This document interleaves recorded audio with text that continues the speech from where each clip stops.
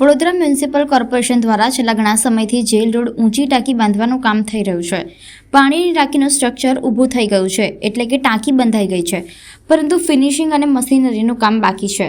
Machinery આવી ગઈ છે. ટાંકી શરૂ થતાં હજુ 4 મહિનાનો સમય નીકળી જાય તેવી શક્યતા હોવાનું જાણવા મળ્યું છે.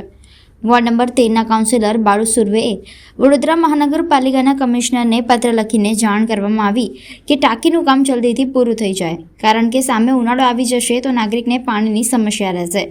ટાંકીનું કામ વહેલી તકે પૂર્ણ થાય તો જેલ રોડ ટાંકીના કમાન્ડ વિસ્તારમાં પાણી વિતરણ વ્યવસ્થા સુદૃઢ થશે અને નાગરિકને પૂરતા પ્રેશરથી પૂરતું પાણી વહેલી તકે મળે તેવી માંગણી તંત્ર સામે કરવામાં આવી હતી. અમારા વિસ્તારમાં જેલ ટાંકીનું નવી બાંધવાનું કામ ઘણા સમયથી ચાલે છે. જેને વર્ક ઓર્ડર આપેલો જે ઇજારદાર છે એની સમય મર્યાદા પૂર્ણ થઈને એને બે વખત વધારે સમય આપે છે, તો પણ આજ દિન સુધી કામ પૂર્ણ થયું નથી.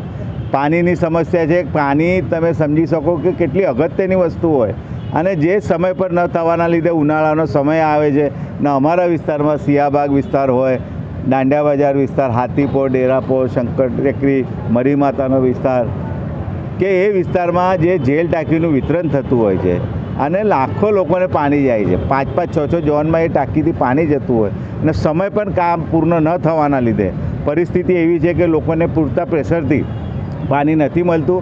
એટલે અમે કમિશનરશ્રીને પત્ર લખ્યો છે કે વહેલી તકે જે એની કામગીરી હજુ બાકી છે અને અમુક અમે એવી માહિતી મળી છે કે હજુ તો 2-3 મહિના કામ પૂર્ણ થવા લાગશે.